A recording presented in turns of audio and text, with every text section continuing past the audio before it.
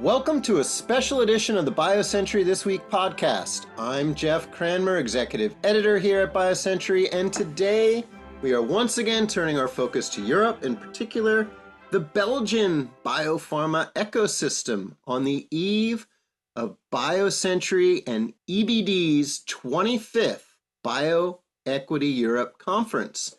This year's meeting kicks off May 12th in Bruges. Of course, it is known for many things in addition to biotech, beer, chocolate, you name it.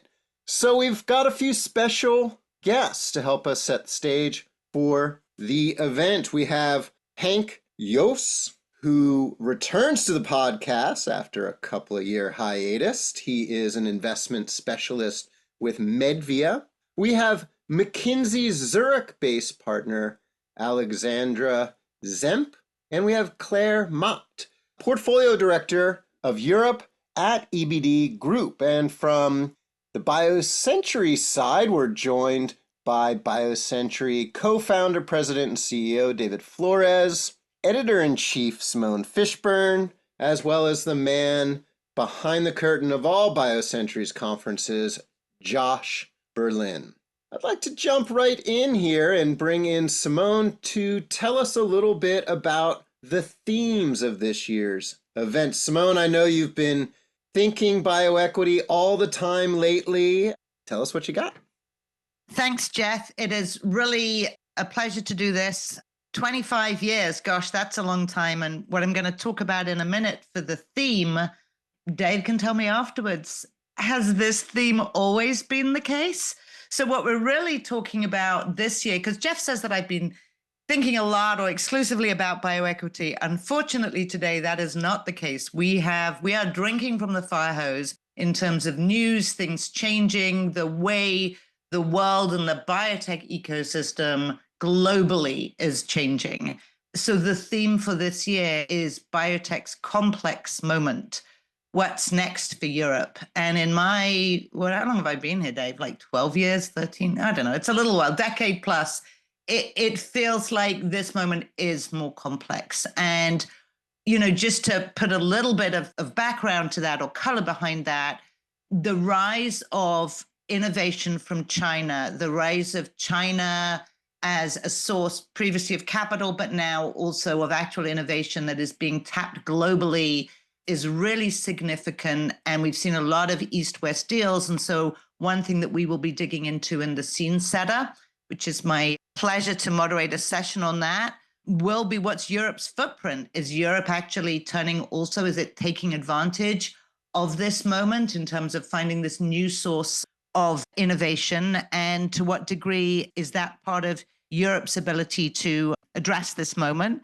And then, of course, we can't ignore that the largest biotech ecosystem is in the US, which is, how can I put this, Jeff? We've been on many podcasts talking about it. I'm going to go with the uncertainty as the word for the moment. So we've seen changes at FDA. We've seen changes at NIH, which is obviously the source of a lot of the innovation. And then we've got the capital markets, which I think have gone in a direction that maybe many people didn't think it would look like this just a few months ago. So there's really a lot going on in terms of complexity. And, the real question for Europe is, can it step in? Can it address some of the issues it's had in the past in terms of really creating a very, very vibrant ecosystem? We've got areas like Belgium, which have been successful. And you're going to talk a little bit more about that, Jeff, on this call.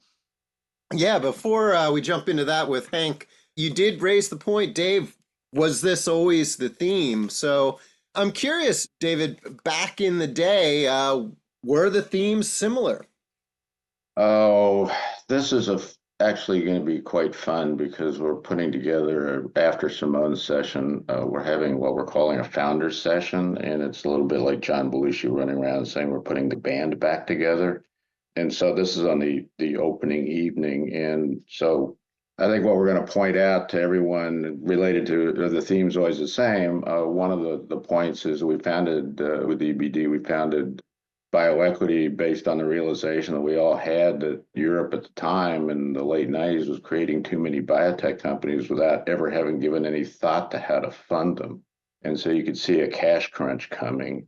And in addition to that, in reference to what Simone was saying about the capital markets, and she didn't say it outright, but there's a lot of politics going on. There's geopolitics, there's national politics, there's nationalistic politics. And I just need to remind everyone that given this fraud environment, that bioequity first was launched in May of 2000. And what happened in 2000 that everyone remembers? March 3rd, 2000, the Clinton-Blair proclamations about the patentability of the human genome blew up the genomics bubble. And it was a downhill ride on a roller coaster then. So when we got to bioequity, there's some similarities to like how it feels today and the political impetus for what happened. So what we're going to do is get EBD founder Carla Schropp is going to join me and the BioCentury chairman and co-founder Karen Bernstein and a group of people most of you know, but from 25 years ago, they were largely at different jobs or at different firms, but there was Sophie Nova, TVM Capital, Nomura Phase 4 Ventures, and some really great names, Roberts and Stevens, Deutsche Bank, and Cowan and Company, and they were all essential to creating, this industry that we're all working in now. So we're getting people from the founders group from these institutions. And when we asked them 25 years ago, will they help us create BioEquity Europe, they all stepped in. So now we're going to go back. We're going to talk about where they've been, what jobs they've changed. Not all of them are in banking anymore, or they're not all in venture, but they all have some perspective on this question you asked, Jeff, which is what has changed, what has not changed, and maybe how to think about it. Awesome. Well, I want to hear about what is changing in Belgium. Henk, you are coming to us from Medvia, which represents biotech and health tech in Flanders. Would love to get your take on your native land and what trends you're seeing in biotech there. Well, first of all, I'd like to express on behalf of the regional hosts our gratitude and our sincere thanks for BioCentury and EBD to come back to Belgium after, I believe, a very pleasant edition in 2018 in Ghent. And so we're extremely happy to host you again in beautiful Bruges in 2025 for the 25th edition. And I think the timing could not have been better. We just announced 1 month ago that the two organizations that were bringing together all the different players and all the different ecosystem representatives in the biotech and the health tech space, Medvia and Flanders Bio, that we decided to enter into a merger. The new name of the new organization is going to be announced actually the week before BioEquity.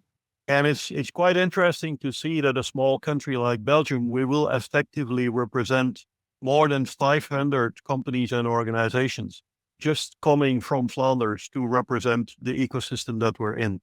If you add to that the companies in the southern part of the country in Wallonia under the BioWin banner, which is also one of the supporters of this event, then we will effectively in Belgium represent about 700 companies and 700 organizations active in biotech and health tech.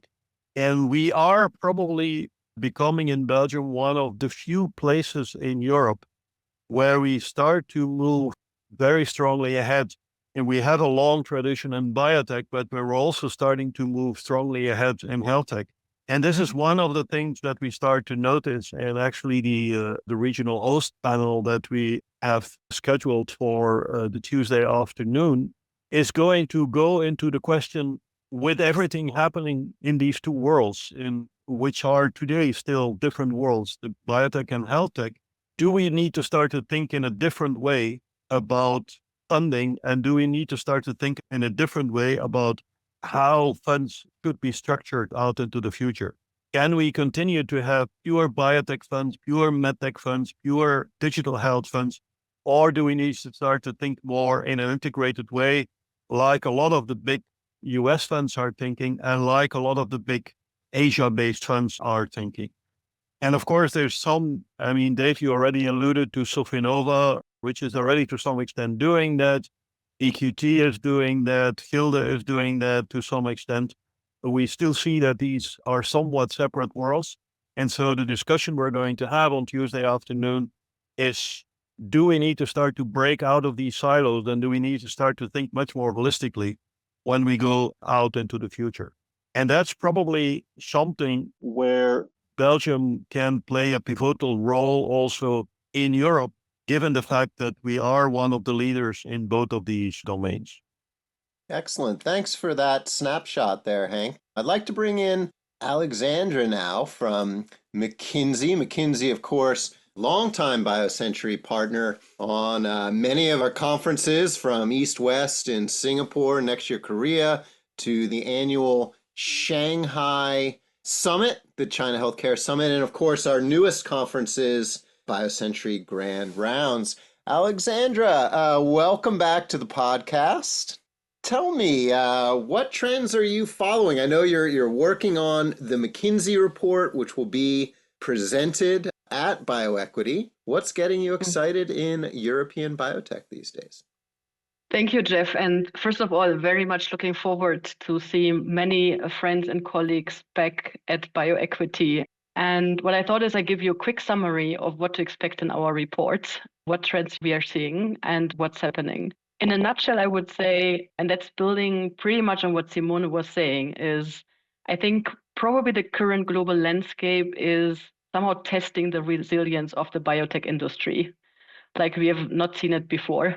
But I would say even in this phase of economic headwinds and competitive pressures, we see that the European biotech companies are actually proving to be comparably resilient and continue to drive innovation. And let me go a bit deeper into some of these market dynamics I just mentioned, just to give you a few highlights on what to expect in terms of numbers and examples in the report. I think we are right now in a world marked by geopolitical uncertainty, which we all know is a real challenge for biotech and, of course, for all other sectors out there. I think our sector specifically is uniquely global and relies on global supply chains, relies on global talent, etc. And I think while there is a lot of talk right now about these tariffs and what that implies for pharmaceuticals, I think there are also a lot of other challenges that some of them Simone also touched on, such as the expected reduced capacity at regulatory agencies, but also the growing pressure on healthcare costs across the globe and so on.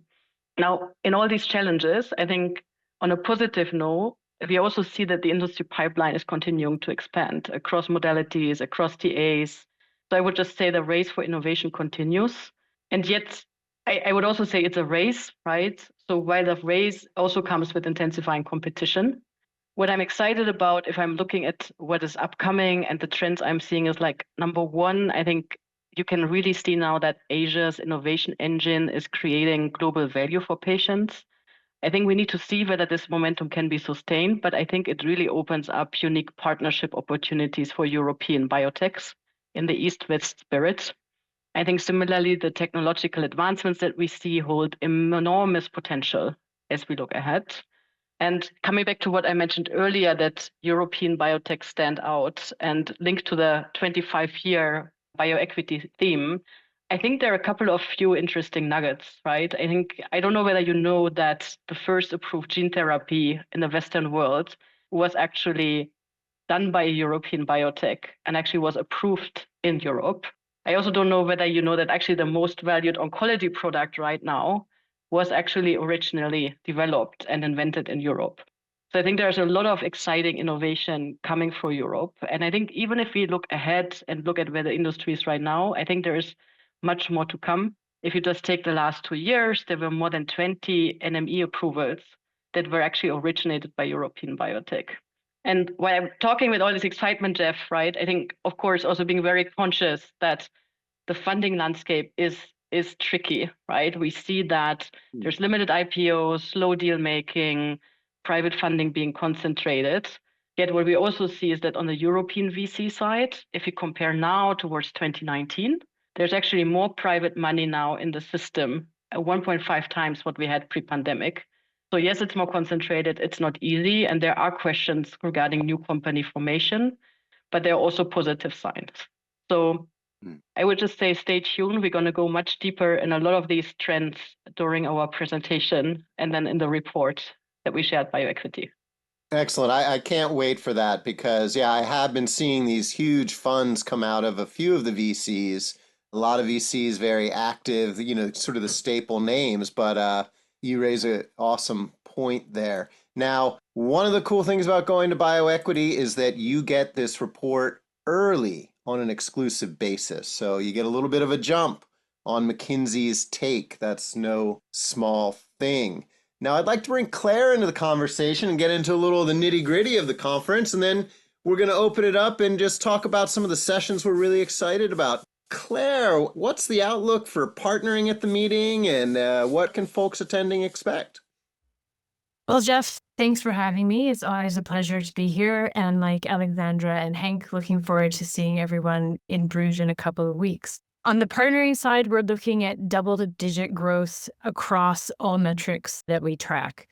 Probably two that I'd like to highlight are just the number of meetings is already up 10% on last year. So we're tracking well ahead of where we were in 2024. But maybe just touching on a couple of the points that Alexandra raised about Europe's strong innovation and also Henk's point about the strong biotech ecosystem in Belgium. We're looking at an increase of 56% in licensing opportunities that are posted to the partnering system currently. This means that 2 weeks before the event, we've already surpassed the total number that were posted in 2024. So we're really seeing examples of the strong innovation that you can expect, as Alexandra pointed out, in Europe, and also the strong local ecosystem that Henk has spoken about. And I think also that high number of licensing opportunities also points to the appetite for funding that a lot of these small companies are looking for. So there's going to be a high amount of partnering activity at BioEquity, as there always is. But this year, we're really looking at some extraordinary numbers across the board. Excellent. Josh, from where you sit, kind of pulling the strings behind the scenes at BioCentury, how are things shaping up? Yeah, thanks, Jeff. We're really, really happy about the incredible turnout we're going to see in Bruges for BioEquity.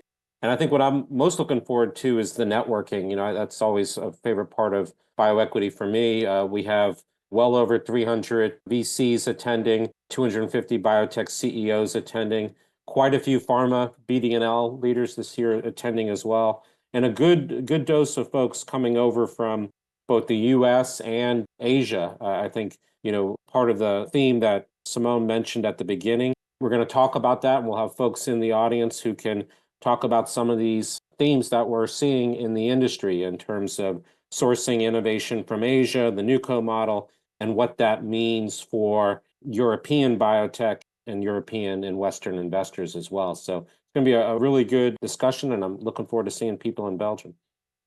Simone, let me bring you back into it. Any sessions you're excited about in particular? I know you're moderating a fireside chat. I'm so glad you asked. I was very excited to talk about two things, actually. In addition to the scene setter panel with a host of biotech stars that will open the meeting, I have two fireside chats. One is with Jean-Pierre Laterre, the CEO of Biotech, a local Belgian company and a superstar in its own right. It's particularly interesting in the context of all that we've been talking about for Europe's complex moment is that Biotech ran a phase 1 trial. It went to China to do a phase 1 trial. And it's recently, on the basis of that data, been acquired or announced an agreement to be acquired by AstraZeneca for about $1 billion all told, with something like north of 400 million euros upfront. And that's a particularly interesting and important thing because we are seeing more and more the ability of China companies or Asian companies to generate data, clinical data in China faster and cheaper than in the US. Early clinical data that is de-risking. And so that is actually behind a fair amount of what we call the NewCo wave and the East-West deals that we're seeing. And so digging into, the idea of a Western company going in doing that de-risking study there is going to be very interesting, as well as just the experience of somebody local. And, I hope that that's a boon also for the local ecosystem, a nice buyout there. And another that I'm very excited to take part in is a special breakfast session, a venture lessons in leadership, sponsored by Level 20. I will be talking to Anya Koenig, who is the head of Nevada's venture fund. This is really a conversation about women in venture, women in biotech. And my conversations with Anya are always incredibly fun and interesting. And she is not afraid of saying what she thinks. So that's going to be a good session too. Henk, anything that you're particularly looking forward to at this year's meeting? Well, I mean, I'm always looking forward to be there together with all the friends in the bioequity ecosystem, the wider ecosystem. As you know, I've been for quite some time also very active towards Asia, and I'm extremely happy to see that all the things that were happening in Asia 5 years ago are now starting to bear fruits. I'd like to come back a little bit to the gloomy sides that some people feel about and try to put things into perspective. I've been 40 years now in the industry. I think we came out of probably one of the deepest crises that we have had to handle in the sector, financial crises. But at the same time, we sometimes forget that developing a product in our sector takes about 3 presidents in the United States and 3 European commissions. We are currently in the middle of a little bit of a special situation with the president of the US doing sometimes a little bit strange things. But I'm absolutely convinced that innovation cannot be stopped by anything. And I think what Alexandra was saying to me is very interesting. And also what Claire was saying, that there's a lot more licensing opportunities. There's a lot of innovation which is ongoing. There's a lot of innovation which is ongoing in a lot of different ecosystems also in Europe. And that cannot be stopped. That will just continue. And that is being accelerated with all the technology that is coming in our direction, with AI that starts to play an important role. I think the only thing that we need to do in Europe in order to be able to continue to handle that is to continue to increase the funding capability and also the funding infrastructure that we have been able to increase over the years, and start to follow with that, because we have to put our seatbelts on, because innovation is speeding up very, very much at this point in time. Yeah, Jeff, maybe I'll jump in just on a couple of things Henk and Alexandra said. First off, we do, I think, have record attendance this year from pharma BD&L leaders, and we will have a pharma BD panel talking about what pharma is looking for, which includes Merck MSD, Novo Nordisk, and a few others. So I'm really looking forward to that. And to Henk's point about sort of the future, this is the 25th edition, and we're going to be celebrating that and looking back. But we're also looking to the future, looking to the next 25 years. And so, the last several years, we've had a tradition where we do a panel with the Young VC Collective, and we're going to have that back again, looking at essentially bringing in 5 young VCs, talking about what turns them on about the industry. What are they looking to invest in the companies in the future? And we always have that panel moderated by a couple of established VCs. So we're really happy to have Roll of Syncona and Debbie of BioQ Ventures moderating that session this year. And I'm really looking forward to hearing what the next generation of European VCs are thinking about, particularly in today's climate. Yeah, and Henk mentioned interest in China. I've been working pretty hard. As our listeners know, I handle choosing presenting companies for our conference, and I've been working hard to get a few Asian names at this meeting. And I'm pleased to say we'll have Jexval from Japan in the house. That's a company run by Juran Kato, a former Takeda exec. We'll also have Nuvocore, which is a company from Singapore that recently, well, maybe about a year ago, hired a chief scientific officer out of Philadelphia, and they are backed by Boehringer's venture fund, as well as Clavis Bio and EDBI. So a little European, a little Asia money behind that company. We'll also have Chipscreen coming in from China, as well as a couple of other ones in the house. So that always gets me excited, and also helps folks who want to learn more about what is happening over in Asia tap into that knowledge there. Dave, anything you're particularly excited about heading to Belgium again? Well, if it was like the last Belgian meeting, it will be a complete success where everyone is happy and enthusiastic. And for those of you who weren't in Ghent, I think the meeting if it duplicates the kind of togetherness and collegiality that bioequity is known for, people will leave happy, they will leave with new ideas, they will leave with new relationships, which we, of course, as both Josh and Jeff have said, we work very hard to try to globalize this meeting so you end up with global relationships. To go back to this theme, has anything ever changed during the 25 years? I would say that the networking really emerged in Paris in the third bioequity. So we all got together in Munich in the first one, and it was a little unclear what to do because there was no financial market. There was no prospect of a financial market being created in Europe, and it was all sort of like exploratory. And then the second year, we went on, I guess we were in Frankfurt and sort of developed a dialogue. But the third year, we ended up in the old Terry Bourse, which was a vast hall, not many chairs to sit in. And what we ended up doing in desperation is putting up a lot of cocktail rounds around the floor. And Always a good once idea. we realized that people just couldn't actually sit around and talk. And what ended up happening is that everyone congregated at the cocktail rounds. And I think really, it's a cliche, but the rest is history. It really established what bioequity is about, is that people come prepared to talk to each other. They come prepared to build these relationships.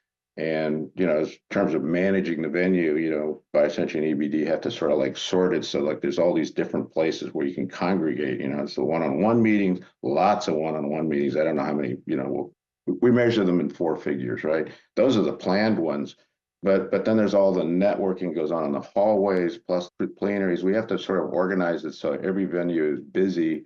But the thing that anchors it all is everyone talking to each other. And that's what I'm really looking forward to, because frankly, as the organizers really expect it to happen that way. We try to convene the right setting, and then all of you who are joining us there make it happen. And that's what I'm looking forward to. Yeah, great shout out to Claire's team there, Dave. Couldn't do this without Claire and her colleagues at EBD. And of course, special thanks to the regional host and our partners at McKinsey for bringing the insights to another BioCentury meeting. In this meeting, of course, BioCentury and EBD. BioEquityEurope.com is where you'll find more information. Henk, Alexandra, Claire, thanks for joining David, Josh, Simone, and myself on this preview. You will no doubt have a great time at the conference, and I look forward to checking out many of these panels and getting my hands on the McKinsey report, which always just brightens my day because it gives me some fresh insights.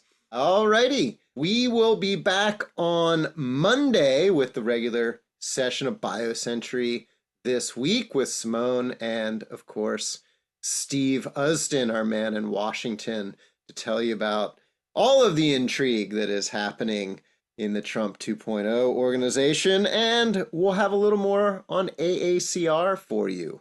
Special shout out to our production guru, Cole Travis, in the PNW, and a thanks to the Kendall Square Orchestra, which does the music for all of BioCentury's podcasts.